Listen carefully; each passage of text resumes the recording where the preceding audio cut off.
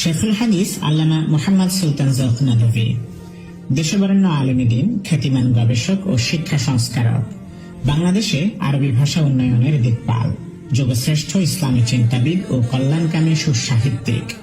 জন্ম 1939 সালে কক্সবাজার জেলার মহেশখালী উপজেলাধীন এক মধ্যবিত্ত দিনদার পরিবারে। তার পিতা সুফি আবুল খায়ের ও মাতা রুহ আফজা বেগম। প্রাথমিক শিক্ষার সূচনা নিজ গ্রামের প্রাথমিক বিদ্যালয়ে। মাদ্রাসায়ে ইসলামিয়া গোরখঘাটায় প্রাথমিক শিক্ষা শেষে 1950 সালে ভর্তি হন আশরাফুল উলুম ঝাপুয়া মাদ্রাসায়। 1953 সালে আল জামিয়াতুল ইসলামিয়া পটিয়াতে ভর্তি হয়ে 6 বছর অধ্যয়ন করেন তিনি। 1959 সালে ইসলামী শরিয়া বিভাগ হতে প্রথম শ্রেণীতে প্রথম হয়ে দাওরায়ে হাদিসের সনদ অর্জন করেন। কর্মজীবনের শুরু হযরত বশরতনগর মাদ্রাসায় শিক্ষকতার মধ্য দিয়ে। এখানে প্রায় 2 বছর সাফল্যের সাথে পাঠদান করেন তিনি। 1960 সালে কিশোরগঞ্জের তদানীন্তন বিখ্যাত দ্বীনী প্রতিষ্ঠান জামিয়া ইমদাদিয়াতে চলে যান তিনি। 1961 সালে হুসাইনিয়া ইহইয়াউল উলুম মাদ্রাসার পরিচালকের দায়িত্বভার গ্রহণ করেন। 1962 সালে পটিয়া মাদ্রাসায় শিক্ষক হিসেবে যোগদান করেন। পটিয়া মাদ্রাসায় 2 দফায় প্রায় 17 বছর শিক্ষকতা করেন তিনি।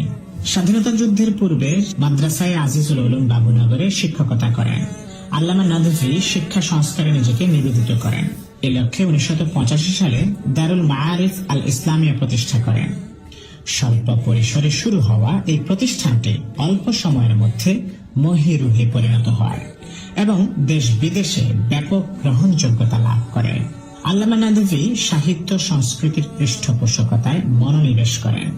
প্রতিষ্ঠা করেন আরবি ভাষা একাডেমি ও আসলহুল জাদিদ নামক ত্রৈমাসিক আরবি পত্রিকা।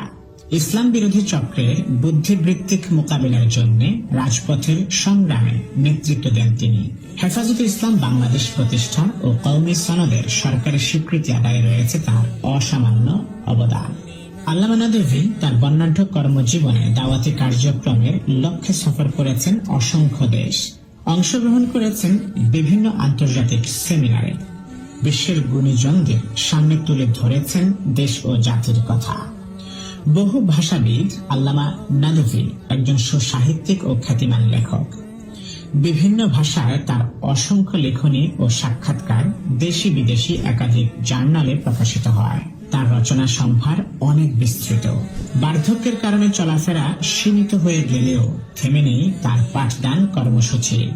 এখনো তাকে কেন্দ্র করে বসে জ্ঞান পিপাসুদের ইলমি আসর। মহান আল্লাহ সুবহানাহু ওয়া তাআলা তার এই খেদমতকে কবুল করুন, আমিন।